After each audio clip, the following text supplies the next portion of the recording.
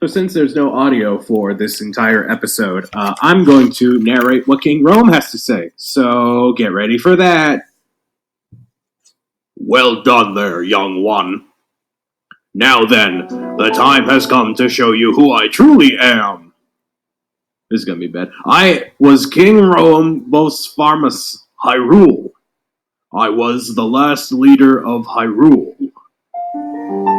a kingdom which no longer exists.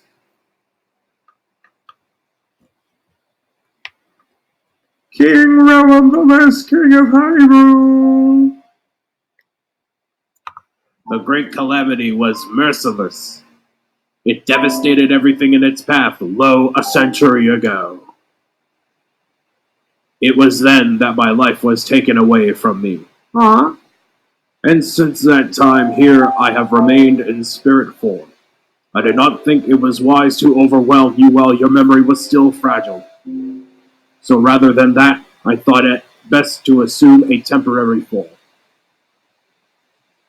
Forgive me. Forgiven. I think you are now ready. Ready to hear what happened 100 years ago. It's like I'm talking, but I'm not. To know Calamity Ganon's true form, one must know the story from an age long past. The Demon King was born into this kingdom, but his transformation into malice created the horror you see now. Stories of Ganon were passed from generation to generation in the form of legends and fairy tales. But there was also a prophecy.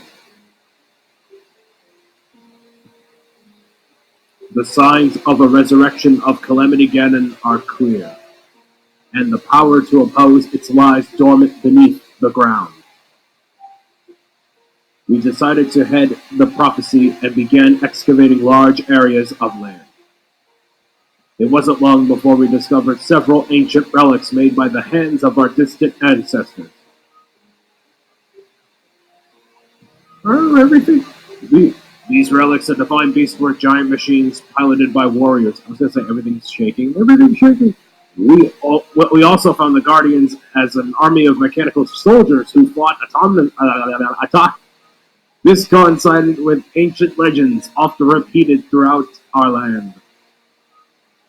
I'm botching this really hard, I'm sorry. We also learned of a princess with a sacred power and her appointed knight, chosen by the sword that seals the darkness. The Master Sword! It was they who sealed Ganon away using the power of meowing it out.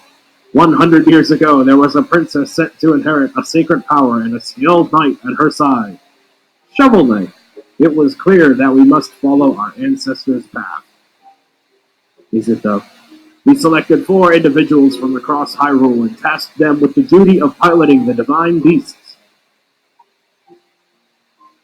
Blossom, Bubbles, Buttercup.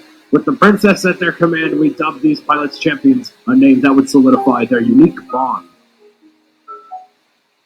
The princess, her appointed knight, and the rest of the champions were on the brink of sealing away Ganon. But Whip. Ganon was cunning, and he was responded with a plan beyond our imagining.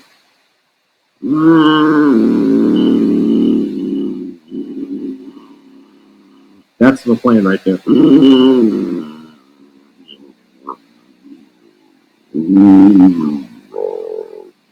That's what he sounds like in the actual game. He appeared from deep below Hyrule Castle, seized control of the Guardians and the Divine Beasts, and turned them against us. The champions lost their lives, those residing in the castle as well. The appointed knight, gravely wounded, collapsed while defending the princess. That's me. And thus, the kingdom of Hyrule was devastated absolutely by Calamity Ganon. However, the princess survived. To face Ganon alone. How? That seems a little unrealistic. Link! You are... Oh no, that's still wrong. You are our final hope. The fate of Hyrule rests with you! No, that was Zelda saying that. The fate of Hyrule rests with you.